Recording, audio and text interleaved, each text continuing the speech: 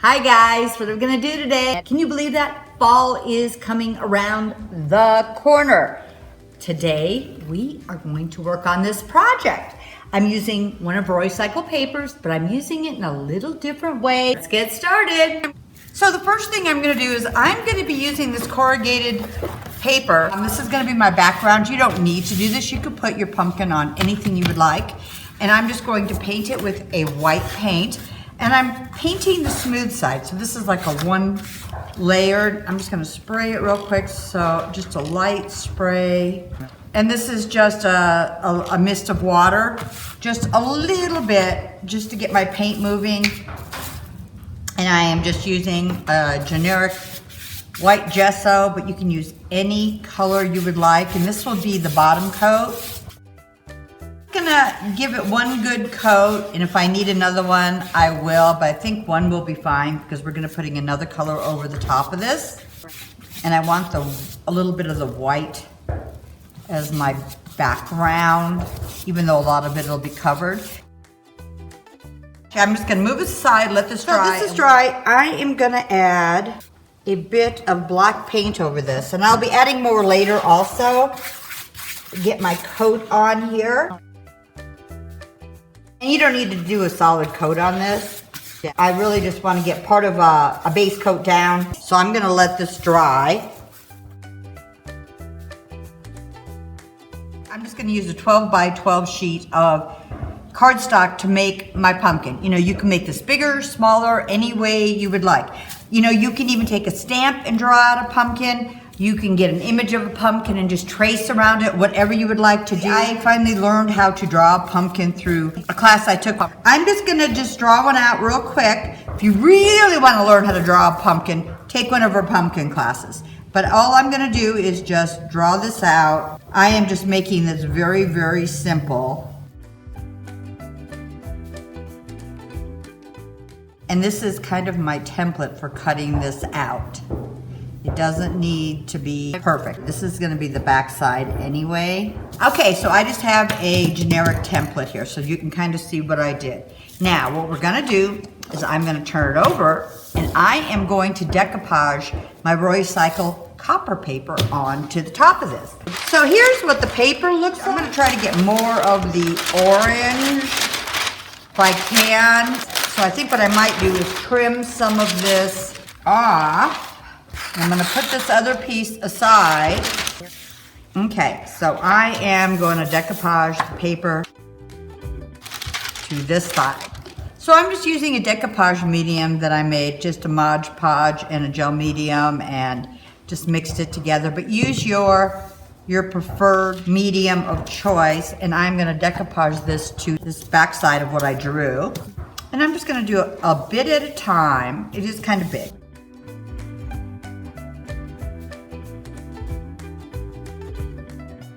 Bring this down, smooth this out a bit. So after I've decoupaged this to my board, I'm gonna take a layer of cheesecloth and I am gonna decoupage this over the top of this paper. And you can use as many layers as you would like. I'm just using one layer. I just wanted to give a little texture to this pumpkin where you really have to give it a second look to see what is that.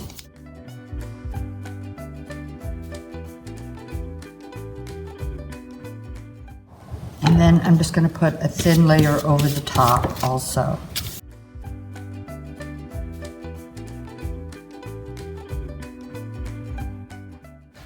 So we are going to let this dry, and then what we're gonna do is cut this out.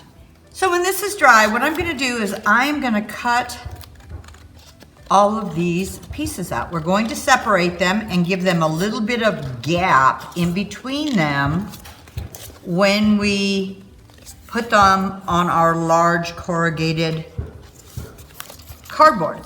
So when you're picking your image or tracing, or unless you're drawing, you know, be mindful that every line that you're drawing, you're gonna be cutting out and separating, making into pieces. So you probably don't want one that has 75 slices in it. And all you really need is the basic outline.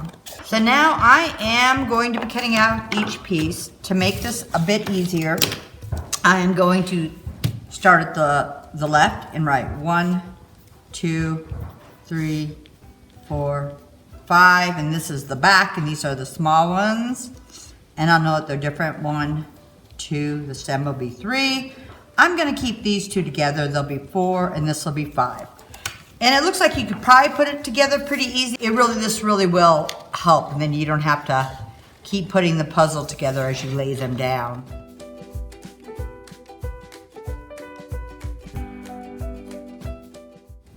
So after I've cut them all out, you can see I have 1, 2, 3, 4, 5, 1, 2, 3, 4, and 5. Now when I turn them over, one will be over here.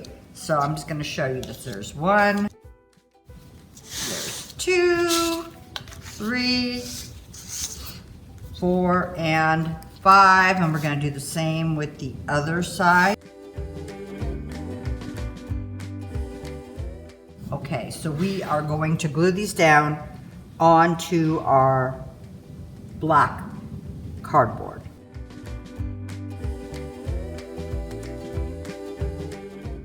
So my black paint is dry, and I'm gonna line this up where I want it. I think I'm gonna bring it further down because I'm gonna put a little sign on here. So when I put this on here, I want a small gap in between each piece. Okay, so we're just going to glue this down.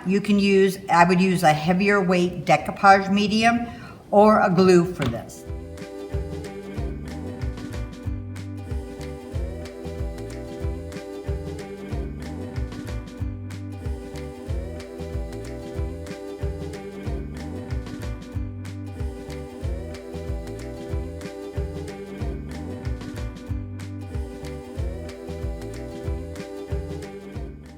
Okay, so I'm gonna let this adhere really well. You gotta imagine this corrugated cardstock is very heavy, and this is a little bit heavier too. So I'm gonna let this completely dry, and I may take my iron, go over it, and try to flatten this out just a little bit more after this has dried. And you may even wanna put something on here to make sure it stays down.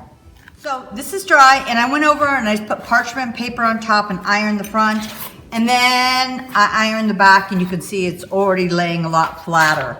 So I am going to take just a little bit of the top layer off on this corrugated cardboard. Not everywhere, just a few little areas. If you want to see me doing this more detailed, we've done a few other videos where we've shown how we've taken part of the layer of the corrugated cardboard off. And I'm just using a knitting needle, but you could use any pointy little thing. I will have a little sign on the top, so some of that isn't even going to be showing. Okay, I think that's about all I'm going to do. So I'm going to take some of my black paint. I've added water to this. We're going to water it down a bit. And I'm just going to go over some of these areas. I mean, it doesn't have to be completely filled in. I'm going to put this aside. I think I'm going to use a little bit of gray paint. But you can use whatever colors you want to highlight this. I'll use a little bit of my gray, a little bit of white, and just kind of brush it in here. Some of this black is still wet, and I'm not too concerned. I'm going to do a light mist. I'm just adding a tad bit of water to this. So I'm just taking a little watered down black paint, and I am just going to do a splatter on here.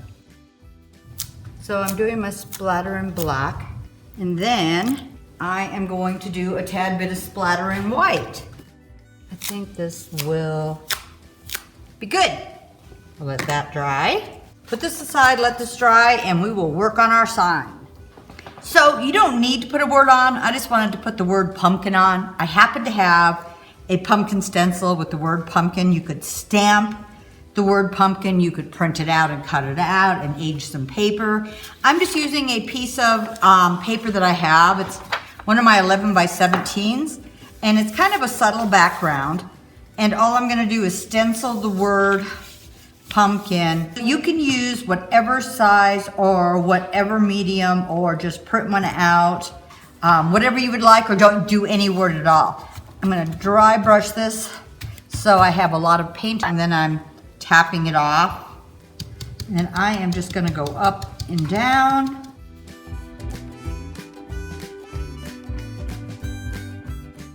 Okay, I'm gonna let this dry. So this is dry, and I'm just gonna do just a little bit of a sand on here. Even though this is the smooth side, where the corrugated cardboard is, you will get some fun lines. I don't want to do a lot of it, just a little. Here is my pumpkin sign, and this is dry.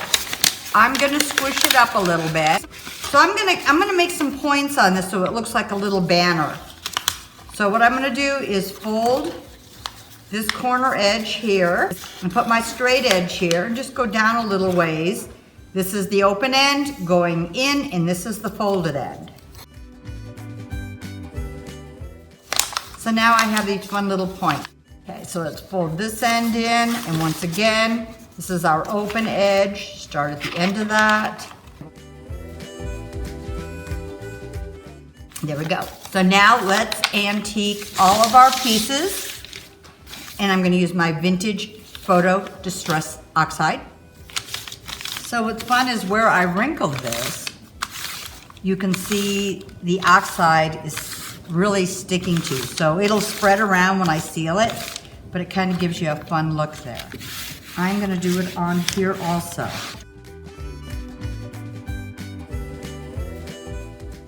If it seems like it's getting a little dry, just a light spritz will make it much darker again on your oxide pad.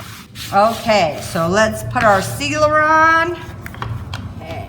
I'm using my Minwax polyacrylic crystal clear, and I am just moving some of this antiquing around.